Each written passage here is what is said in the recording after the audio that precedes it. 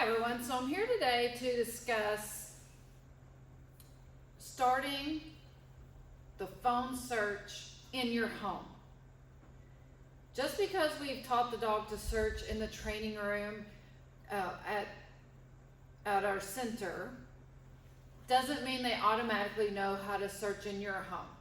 You're going to have to start in one room. For example, you want to start in the bedroom, the nightstand, because that could be one of the places you leave the phone most often. So I have these platforms to simulate the nightstand.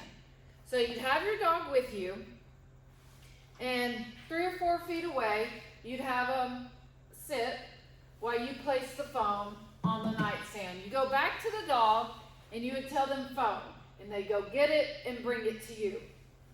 In short sessions, you would incrementally increase your distance to that nightstand. So you don't want to go for a long session, in one session working your way out of the door of the bedroom. You want to do, depending on your dog's personality, anywhere from 3 to 5 reps to increase the distance. So the other thing that you have to think about, are you going to have to go around the bed to get to the bedroom door that goes out to the rest of the house? Then they have to learn to go around the bed to the nightstand, which they all can do, but it's going to be incrementally done in training sessions. And then you're just going to work your distance to the door frame, then outside the door, and continually working your way distance so the dog could retrieve the phone from anywhere in the house to the nightstand. And like I said, it's incrementally done, working your distance and in short training sessions.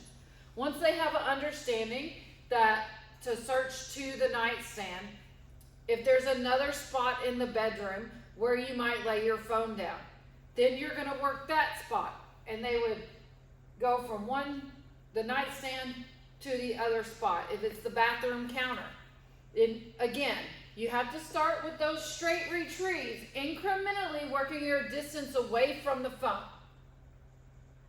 And then, once you've established that one room, then you can move to the next room. Say where ideally, they could search each room of the house, but if you know you only lay your phone down in 3 spots, then you want to go to the next spot. Maybe it's the coffee table. And so you'd set the phone on the coffee table, send the dog, and then incrementally increase the distance from the coffee table. And then if you're going in the direction of the bedroom, you would work towards the bedroom and then be able to send them from the bedroom, and they would know to search to the coffee table.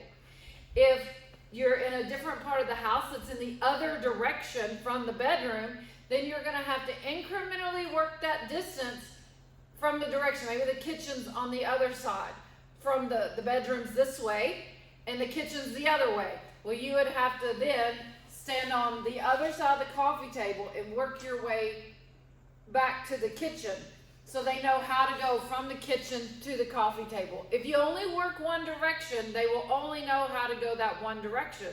And then you'll also, in the bedroom, if you're working the dog from the bedroom to the coffee table, and let's say you've already laid down in the bed and you don't want to get up and you want to send the dog to go get your phone. Well, you would have to practice lying down in your bed and saying phone. The dogs, some may not have an issue with the position you're in, whether you're standing, sitting, or lying down, but some might get confused. So you'll need to practice in any position that you might be in that you want to send the dog to get your phone. So again, anywhere you might leave the phone, the dog has to incrementally work distance from that phone to the other places in the house.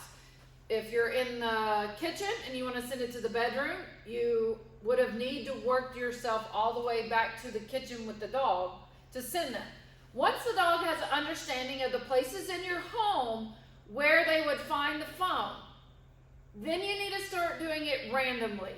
So the dog doesn't see you get out the phone every time and place it. That maybe you've put them in the crate, you set the phone, you let them out of the crate, and they're out in the house for a few minutes before you say the cue phone. That would be a more random rep, and you want to get it to where they will perform randomly, and then they're checking all the spots that you've taught them. If they've never retrieved the phone out of the kitchen, they are not going to check the kitchen. Because the dogs are going to repeat what works for them. They are only going to go to the places where they found the phone and been rewarded. So don't expect them to check each room if you haven't done reps of them searching that room for the phone. So again, you start with one room, get the distance that you wanted with that one room, then you're going to move to the next location. Work that location and incrementally increase the distance throughout the house. And you would do that for each location. And just remember, if it's in a spot that they've never searched, so then they've never been rewarded for it, they will not search that room. And you just want to make sure that once they are familiar with your home and the places you've worked them, then you will do it randomly. That you don't want to see them, if you get the phone out and they're like, oh, I know what we're going to do. We're going to do the phone search. They need to be just out in the house, and then you get their attention and tell them phone, and then they go to searching. If it's only practice where they see you get the lanyard, attach it to the phone, and you walk somewhere and set it down, then they know they're fixing to practice. They need to be able to do it about at any point in time during the day. If you have any questions, email the trainers, and we will work through the problems that you have with your dog. Happy phone hunting!